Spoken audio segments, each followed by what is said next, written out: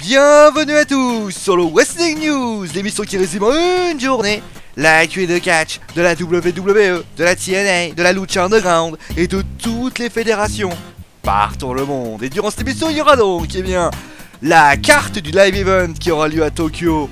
Le 1er et le 2 juillet. On parlera de Triple H et de celui qui a du mal face à Triple H, Alberto Del Rio. Bon allez, maintenant passons donc au live event qui aura lieu donc à Tokyo le 1er et le 2 juillet. Alors cherchez pas, il n'y a plus de place, c'est guichet fermé pour ceux qui voulaient participer au Japon. C'est trop tard, donc c'est pour les détenteurs de ces fameuses places. Ils auront donc l'honneur de voir AJ Styles contre Kevin Owens contre Roman Reigns. D'ailleurs la carte est pour le 1er juillet pour information.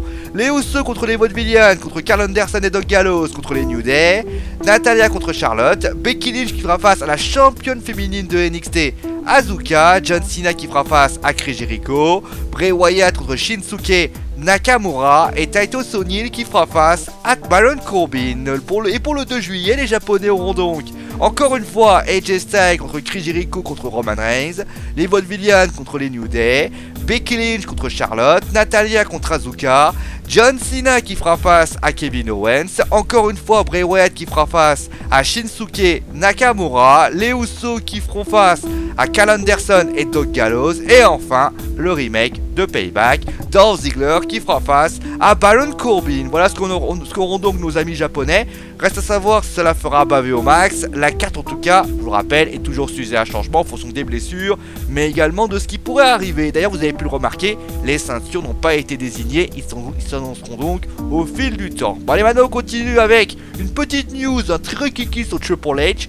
Simplement il a prolongé, voilà, en fait on pensait peut-être qu'elle allait arrêter sa carrière de lutteur, c'est pas le cas. Il vient de prolonger de 3 ans avec la WWE.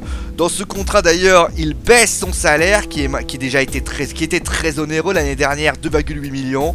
Et d'ailleurs c'est un symbole, puisque ça veut souvent dire une chose, c'est qu'Hunter commence un peu à penser que la WWE est un peu son bébé, et qu'il faut arrêter de dilapider, je veux dire, sans compter. Et transition alors de Triple H, on passe à Alberto Del Rio, et il faut le dire, le Mexicain est vraiment dans un vrai creux à la WWE. On se rappelle quand il était arrivé, il avait battu John Cena, il était devenu champion des États-Unis, et tout allait plutôt bien, et malheureusement, c'est le creux. C'est le creux, et la cause de ce creux et de celui qu'on parlait il y a 5 minutes, Triple H, en effet, notre CEO, malgré les qualités in-ring du Mexicain, n'est pas fan du lutteur. Son attitude poserait problème et l'irrite énormément, et donc il est allé voir Vince pour lui dire qu'il ne méritait pas de push, que ce mec était un problème et ne méritait absolument rien. Par ce comportement, cette personne imagine que seul le départ de Del Rio pourrait donc permettre une éclaircie pour celui-ci, mais nous n'en allons pas.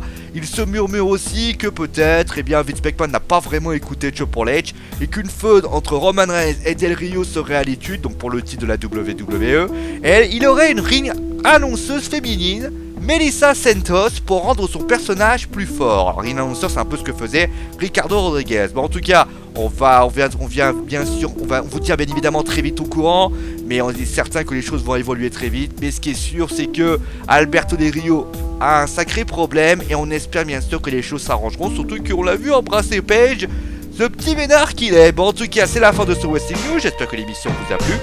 Demain au programme, on vous fera un point sur le SummerSlam. Et enfin, on fera comme tous les lundis, une preview de WWE Raw. Allez, passez une bonne soirée, n'hésitez pas à aimer, partager et à vous abonner si vous avez surkiffé cette vidéo. Nous, on se retrouve demain. Allez!